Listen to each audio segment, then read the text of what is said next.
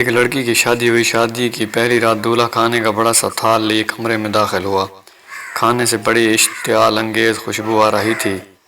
کہنے لگا آؤ کھانا کھاتے ہیں۔ بیوی بولی میں نے دیکھا ہے تمہاری والدہ نے بھی کھانا نہیں کھایا، ان کو بھی بلا لو پھر مل کر کھاتے ہیں۔ شوہر نے کہا وہ سو گئی ہوں گی، انہیں چھوڑو ہم دونوں کھاتے ہیں۔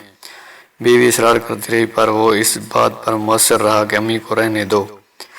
جب بیوی نے شوہر کا یہ رویہ دیکھا تو اسی وقت طلاق کا مطالبہ کر دیا۔ شوہر بڑا حیران ہوا اس کے مطالبے پر، اس نے بڑا سمجھایا لیکن وہ اپنی بات پر ڈٹی رہی، یہاں تک کہ طلاق ہو گئی۔ دونوں الگ ہو گئے، پھر دونوں نے دوسری شادیاں کر لیں۔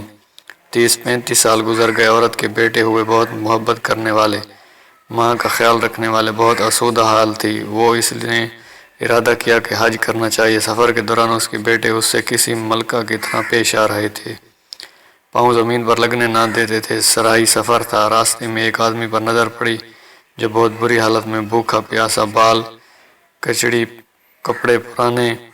اس عورت نے بیٹیوں سے کہا جاؤ دیکھو کون مسافر ہے، اسے اٹھاؤ، ہاتھ منہ دھلا کر کھانا کھلاؤ، پانی پلاؤ۔ چنانچہ بیٹے گئے، ماں نے جیسا کہا تھا ویسا کیا۔ عورت کی جب اس پر نظر پڑی تو جان گئی وہ اس کا پہلا شوہر تھا۔ کہنے لگی یہ کیا کیا، وقت نے تمہارے ساتھ بولی، میرے اولاد نے میرے ساتھ بھلائی نہیں کی۔ عورت کہنے لگی کیوں کرتی کہ تم نے والدین کے ساتھ برا سلوک کیا تھا۔